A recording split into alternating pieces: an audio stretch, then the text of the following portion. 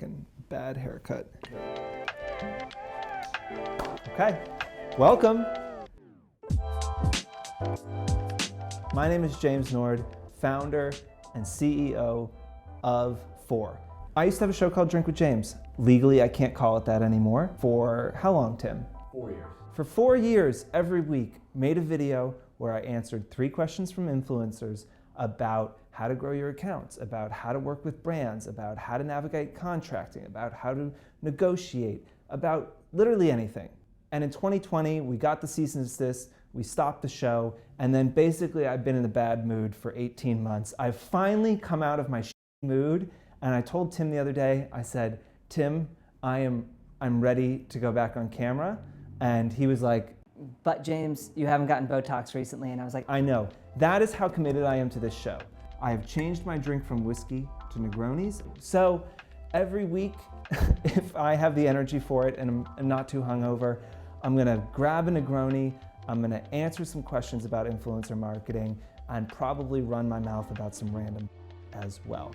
That's how it works. If you watch Drink with James, same format, send us questions. You can DM us, you can email anyone but me, you can put them in the YouTube comments. Come to our office. Actually, don't come to our office. Send us questions, I will answer them if they're any good. If I don't get questions, I'll just make them up, ones that make me sound smart. So that is also fine. It's been 1.5 years since I've done this, and you, again, might say to yourself, wow, you look like shit. But as I will say, the Botox is gone, so let's be gentle. I want to talk about what has changed in the 1.5 years since I have done this. A lot. First, I got engaged. Thank you.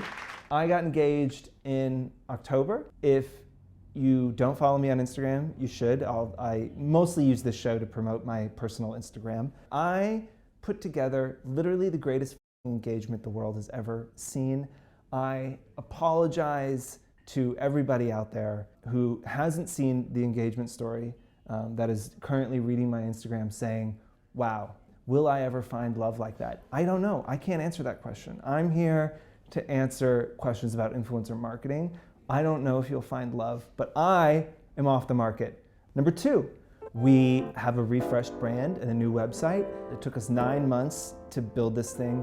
It was so hard and so fun, and I am super proud of it. I'm just plugging it because if you haven't been, just take a little walk over, type fohr.co and scroll around so I feel like our efforts are worth it. We're super proud of it. What about the industry? Well, all of a sudden people woke up and realized influencers were a thing. I have spent the last 9 years of my life banging my head against a wall, telling people that influencers were the future of marketing, that this was going to take over the world, and everybody said, James, you're wrong. And turns out, I wasn't, okay? I was right. Influencer marketing is the fastest growing part of the advertising industry. It is fucking blowing up everywhere. You probably were sitting at Thanksgiving and Granny was asking you about influencers and the creator economy.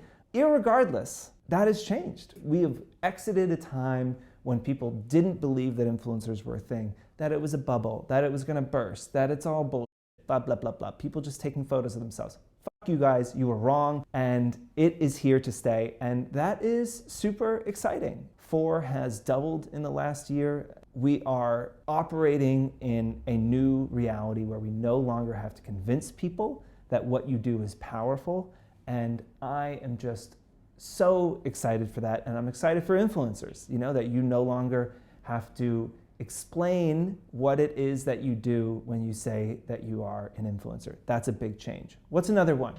Prices. One, we've got inflation. I'm not going to get into the US's macroeconomic policy and the Fed and interest rates and all of that. Influencer pricing is far outpaced inflation. If you look at 2020 to 2021, influencer pricing went up on average 42%. Holy shit, that is a lot.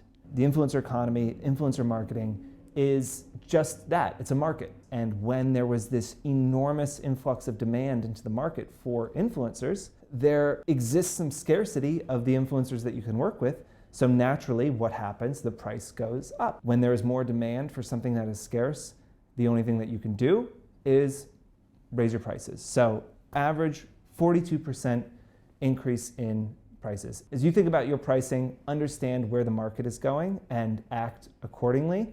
I'm sure my team will be upset to hear me say this, but if you haven't moved your prices up in a couple of years, you should absolutely think about doing that because that is very real. What's another thing that happened? All of a sudden we became creators, right? Like there was influencers and now there's creators.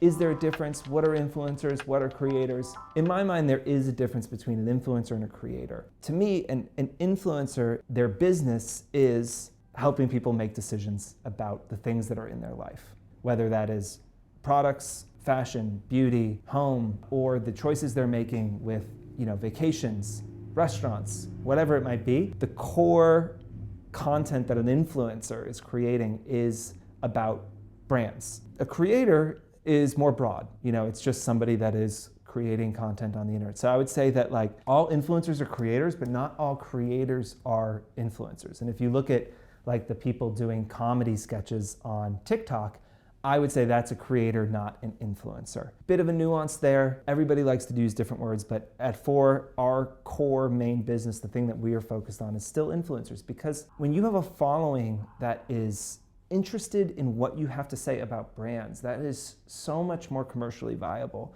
than somebody that just finds you funny. You have the ability to impact people's choices. And that's at the crux of it, what marketing is. To have a following that is predicated on that type of content is still, in my mind, far and away the most valuable thing you can be doing on the internet. You don't have to chase every trend. You don't have to be out there doing TikTok dances. Absolutely experiment, absolutely, try and expand what you're doing.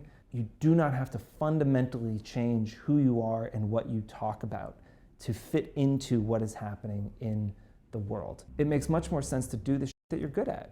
I really like talking about beauty products, and here I am learning some fucking TikTok dance that I don't want to do, and I'm not even a good dancer. What's another thing that's changed? TikTok. I told you. I said this is going to be huge. Get on TikTok, get on there early, build a following while the platform's still young. If you haven't started a TikTok, what are you doing? You need to start one immediately. And now look at it, right? It's minting millionaires left and right. Here's the great thing. It's still early. TikTok is still overwhelmingly a consumption platform, not a creation platform. The percentage of people who are creating content on TikTok is much, much smaller than the percent consuming it, similar to Twitter. There is still time. It's not just dances. If you think that TikTok is just for Gen Z, is just for dance challenges, you are doing yourself a huge disservice. It isn't. Every day we see TikTok, new kinds of accounts doing well. It is still, in my mind, absolutely the most exciting platform out there. Absolutely the best place for you to build a following right now. If you think that TikTok's not for you because the way you perceive TikTok is it's super young, it's all dances, it's all comedy, it's all sketches, then I think you're wrong. And I think that I would encourage you, as I always say, just take 30 days. Say, in the next 30 days, I'm gonna create 10 TikToks. I'm not gonna talk to my Instagram following about it at all. I'm not gonna tell my friends or family because I'm embarrassed. And just see what happens. It might work. It might change your life. You could literally change your life this month. That's exciting, right? What am I doing in the next month? I don't know. Probably not changing my life, but you could do that. And so I encourage you to give it a try. Over the next, God knows how many episodes, we're gonna dive into the things that you can do to improve your life, to grow this business, to grow your account, and hopefully to have some fun and also feed my considerable ego and need for attention. So thank you all for joining. As always, send in your questions, and it's good to be back. My favorite Olivia Rodrigo song is Deja Vu. The only answer. One, it's a classic, good build, first verse, slow, first chorus, slow, mostly just instrumental, and then the beat as it is, drops. Also, who hasn't been in a relationship where they make somebody cooler and then that person goes on to date someone else and passes off all the shit that you taught them as their own interests? Would you say that you're normally the cooler person in the relationship? Well, not currently. My fiance is definitely cooler than I am.